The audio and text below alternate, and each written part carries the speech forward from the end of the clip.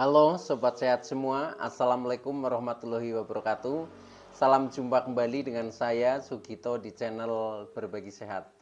Channel edukasi dan motivasi seputar asam lambung, GERD, anxiety psikosomatis berdasarkan pengalaman saya sebagai orang yang pernah menderita asam lambung, GERD, anxiety psikosomatis dalam waktu yang cukup lama. Dan alhamdulillah sekarang sudah sembuh ya. Harapan saya khususnya kepada teman-teman yang masih dalam penderitaan asam lambung, GERD, anxiety psikosomatis setelah menonton video ini akan dapat tersugesti dan termotivasi untuk dapat cepat sembuh. Saya bisa sembuh, insya Allah teman-teman pasti juga bisa sembuh. Badai pasti berlalu. Baiklah teman-teman, pada kesempatan kali ini saya akan berbagi seputar asam lambung, GERD, anxiety psikosomatis dengan topik makanan yang cocok saat asam lambung, GERD, anxiety psikosomatis. Baiklah teman-teman ya, sebelum saya lanjutkan, tolong yang belum subscribe channel ini, klik subscribe dan loncengnya supaya teman-teman tidak ketinggalan konten video-video berikutnya. Dan jika suka, klik like, selalu bagikan ke sosial media teman-teman. Semoga bermanfaat buat kita semua. Baiklah kita lanjutkan, jadi topik kita kali ini adalah makanan yang cocok saat menderita asam lambung, GERD, anxiety psikosomatis. Teman-teman semua, makanan ini adalah faktor yang penting juga harus kita perhatikan ya pada saat kita menderita asam lambung khususnya ya. Jadi memang pada saat kita mengalami penderitaan asam lambung ya, ini memang kita kadang susah ya, susah untuk memilih makanan yang cocok gitu.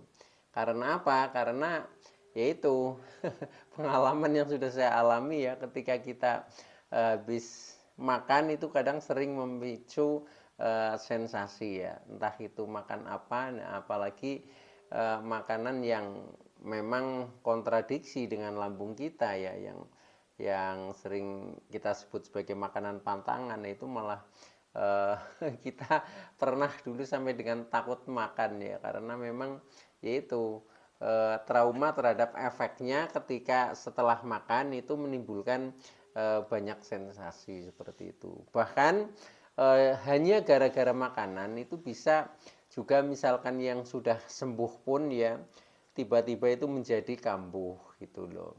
Atau makanan itu juga kadang eh, dulu itu ketika ketika mungkin belum begitu parah, makan makanan jenis itu misalnya itu tidak apa-apa ya, tetapi setelah dalam kondisi yang mungkin sedang serius, sedang parah, nah itu juga bisa kadang makanan itu menjadi berefek. Artinya makanan itu sifatnya dinamis teman-teman ya.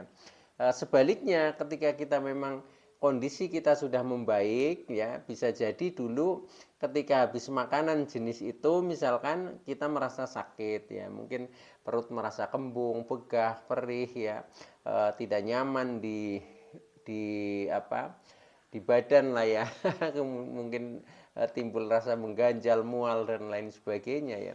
Tetapi setelah mungkin kondisinya berubah ya, nyatanya makan hal itu juga tidak apa-apa, itu pun bisa. Jadi maka dari itu bagi teman-teman itu misalkan yang masih mantang misalkan ya, itu jangan jangan ekstrim ya, artinya jangan selalu itu. Jadi makanan itu sifatnya dinamis, jadi kalau kemarin mungkin masih berefek, bisa juga hari ini sudah tidak itu. Nah, makanan yang baik sebenarnya itu adalah yang multi teman-teman. Jadi semakin kita banyak makan yang ragamnya itu lebih komplit, lebih banyak, itu kandungan nutrisinya akan menjadi lebih baik, sehingga zat-zat yang dibutuhkan oleh tubuh, entah itu vitamin ya, atau mungkin kandungan-kandungan yang lain, itu akan menjadi lebih kompleks ya, lebih komplit. Nah, akhirnya tubuh menjadi lebih segar lah, menjadi lebih baik. Tetapi kalau kita misalkan mantangnya terlalu ekstrim, nah itu kadang justru tubuh kita ini menjadi kekurangan ya, zat yang sumbernya dari makanan yang kita pantang. Nah, oleh karena itu kalau saya istilahnya itu hanya mewaspadai ya, mewaspadai makanan pantangan gitu. Artinya ketika kita mungkin makan ya, yang penting terkontrol porsinya ya, sedikit gitu, itu juga tidak masalah. Itu seperti itu. Dilatih seperti itu supaya apa? Supaya kita tidak selalu cemas ya. Kadang kita juga dicemaskan oleh makanan ya, oleh makanan yang apalagi di mindset pikiran kita itu termasuk jenis makanan pantangan. Nah kemudian setelah kita makan itu, nah kemudian pikiran ini menjadi berpikirnya negatif ya, rasanya menjadi cemas, wah jangan-jangan nanti kambuh dan lain sebagainya. Itu kadang dari mindset pikiran kita sendiri. Nah oleh karena itu, supaya tidak menambah kecemasan kita, maka untuk yang sebenarnya makanan pantangan itu kita niatnya itu hanya mengurangi saja ya, mengurangi makanan pantangan seperti itu. Artinya ketika sewaktu-waktu itu kita sudah terlanjur makan, nah itu juga tidak menjadi cemas, tidak apa-apa. Ya memang mindset pikiran kita hubungannya dengan makanan ini harus punya konsep bahwa makan untuk sehat ya. Jadi secara logika memang orang ketika mau sehat ya harus makan yang cukup, kan seperti itu ya. Maka ketika kita sudah punya pikiran seperti itu, jadi apapun yang kita makan ya itu anggap saja sebagai rezeki yang harus kita syukuri ya, sehingga tidak menambah kecemasan. Kalau tidak menambah kecemasan, pikiran tenang ya, tidak menganalisa yang negatif, nah akhirnya juga reaksinya akan baik-baik saja, akan positif begitu teman-teman ya. Nah pada season kali ini ya, saya ingin sharingkan kepada teman-teman ini makanan yang cocok ya. Nah ini juga mungkin relatif ya, jadi mungkin cocok bagi saya ya, nah mungkin bagi teman-teman juga bisa saja cocok, tapi bisa juga ada yang mungkin berbeda. Nah itu pun wajar ya, karena memang sensitivitas tubuh seseorang itu juga berbeda-beda di dalam menanggapi makanan ya, itu seperti itu. Nah ini begini teman-teman, jadi makanan yang cocok ini kalau menurut saya ini ada beberapa hal yang harus kita perhatikan ini secara garis besarnya ya teman-teman ya. Karena mungkin makanan di daerah yang satu dengan daerah yang lain juga kadang ragamnya tidak sama ya, maka saya berikan klasifikasi secara garis besarnya. Jadi makanan yang cocok yang pertama ya, kita harus waspadai makanan pantangan dulu ya, karena biasanya yang menjadi titik fokus kecemasan kita itu ketika kita makan pantangan. Nah maka supaya tidak menambah kecemasan ya, yang pertama di dalam kita mencari makanan yang cocok yaitu waspada makanan pantangan. Nah waspada itu artinya yaitu makanan pantangan itu tidak dipantang ekstrim, tapi hanya dikurangi saja. Itu yang saya sebut sebagai waspada lah, waspada terhadap makanan pantangan. Nah itu secara garis besar ya, kita kalau bisa menghindari ya, kalau misalkan tidak bisa kita mungkin sedikit makan ya itu nggak apa-apa, tidak usah cemas ya.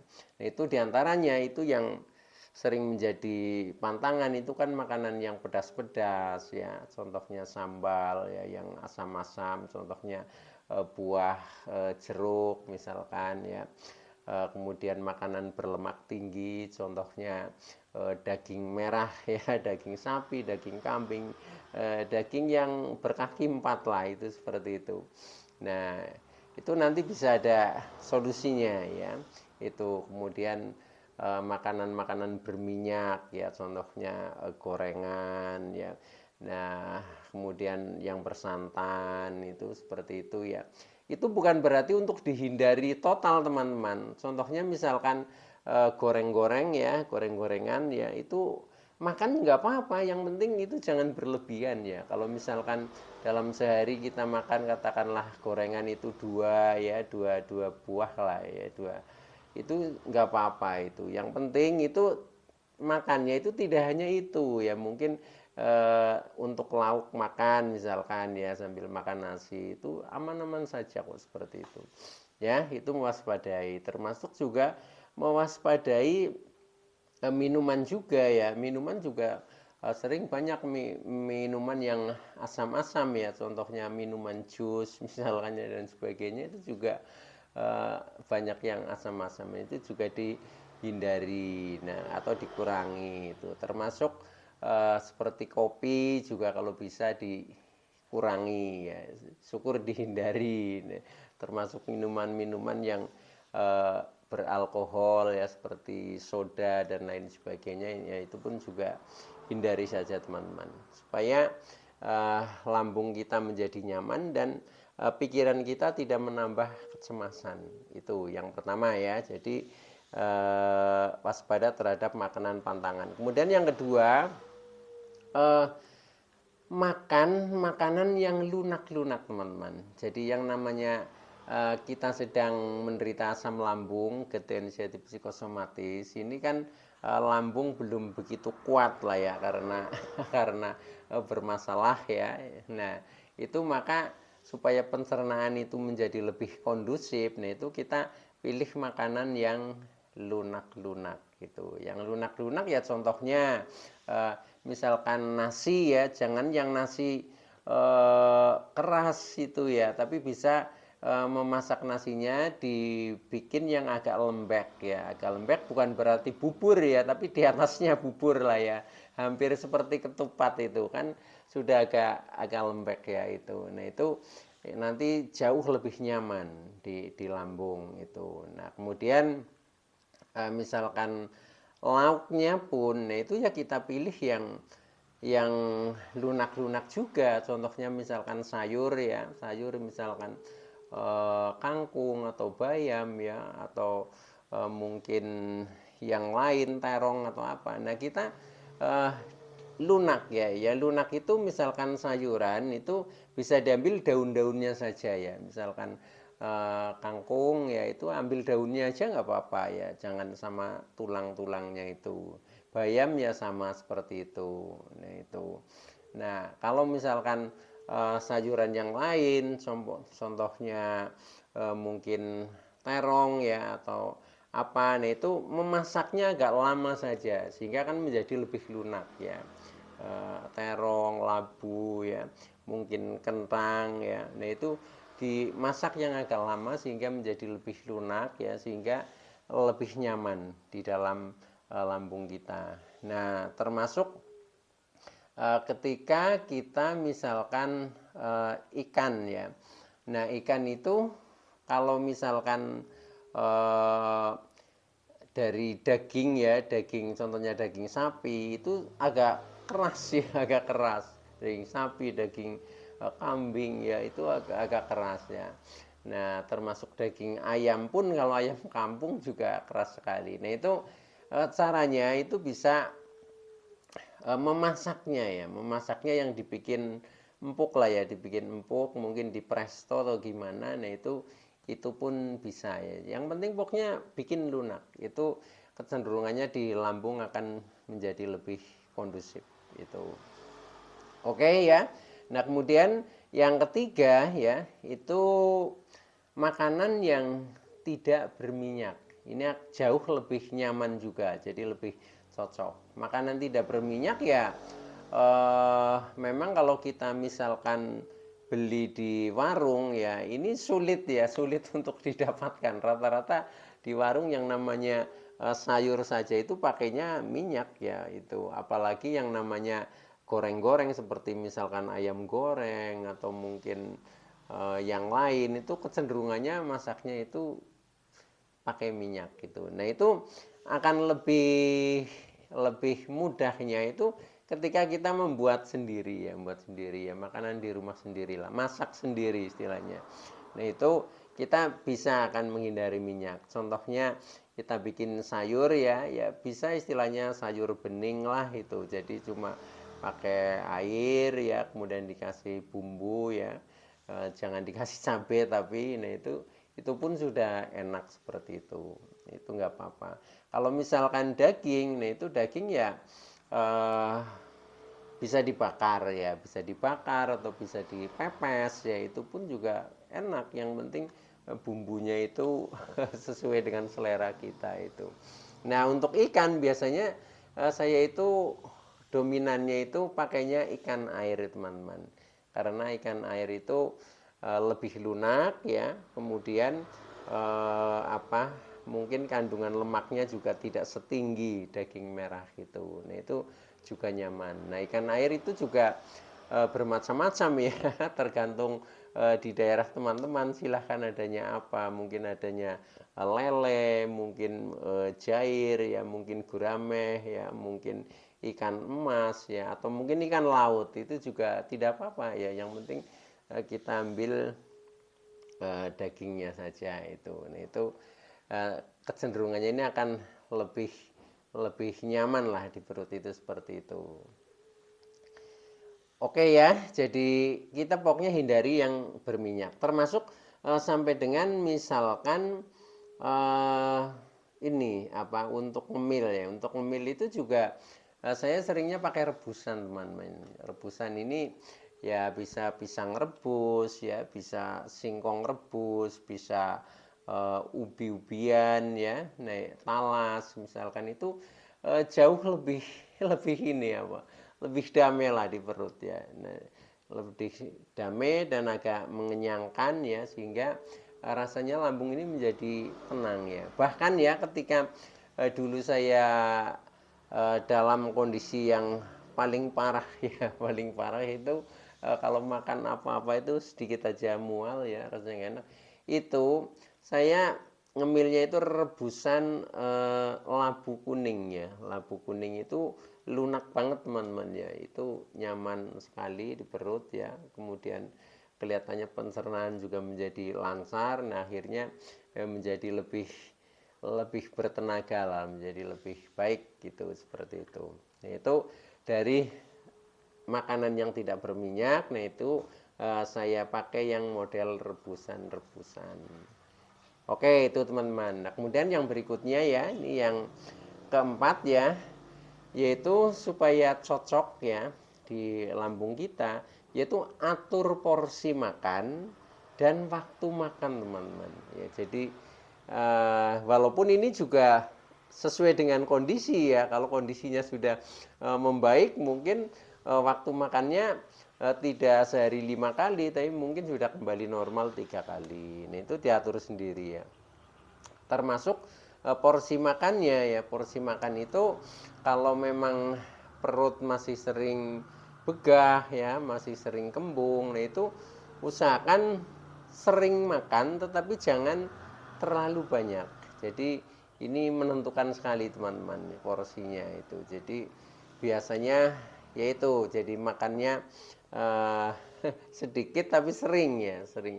Kalau saya dulu di saat masih parah, yaitu makan 5 kali sehari ya. 5 kali itu kalau pagi jam 6, kemudian jam 9, kemudian jam 12, kemudian jam 3 sore, kemudian jam 6 sore malam itu.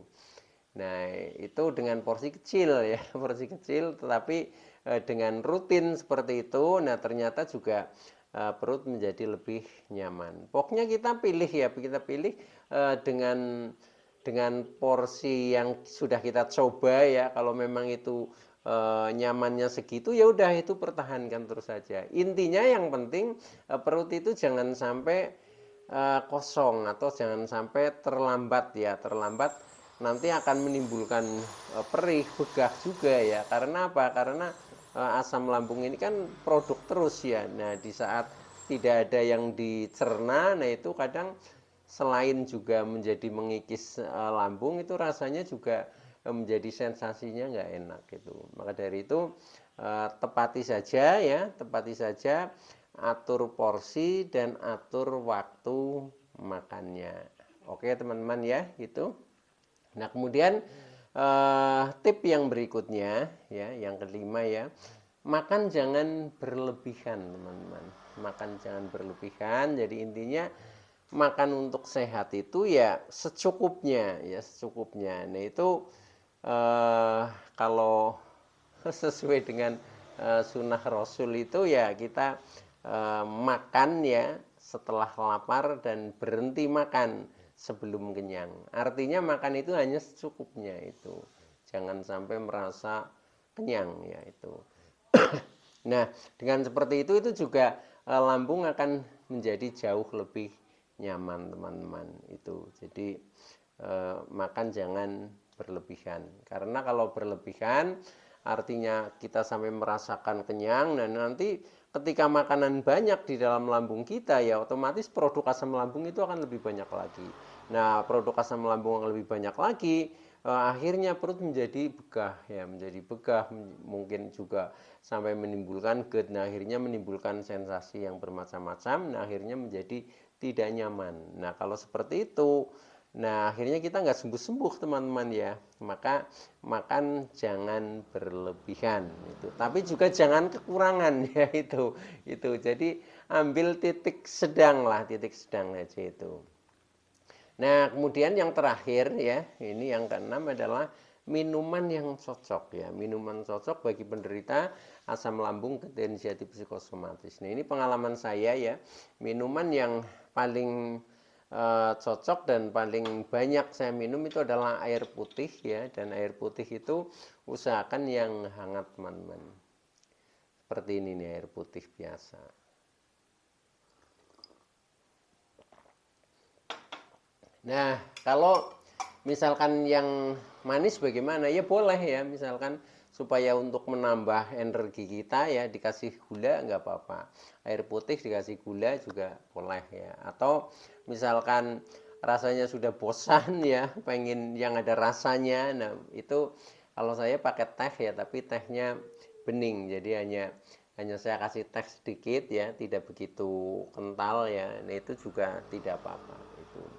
Termasuk kalau yang senang ngopi misalkan ya seperti saya juga senang ngopi, yaitu dilatih saja ya. Kalau memang sudah kelihatan sudah membaik, dicoba minum kopi juga nggak apa-apa.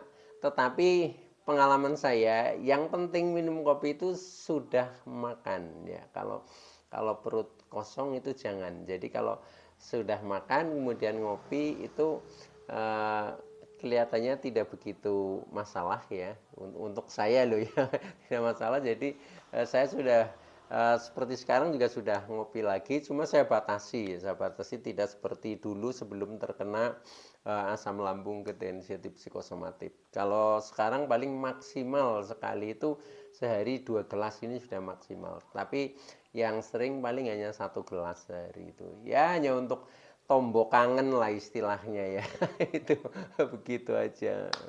Oke teman-teman ya, itu aja yang bisa saya sampaikan pada session kali ini. Mudah-mudahan teman-teman yang masih dalam penderitaan asam lambung ketensiatif psikosomatis akan segera sembuh. Saya bisa sembuh, insya Allah teman-teman pasti bisa sembuh. Badai pasti berlalu. Oke, terima kasih. Wassalamualaikum warahmatullahi wabarakatuh.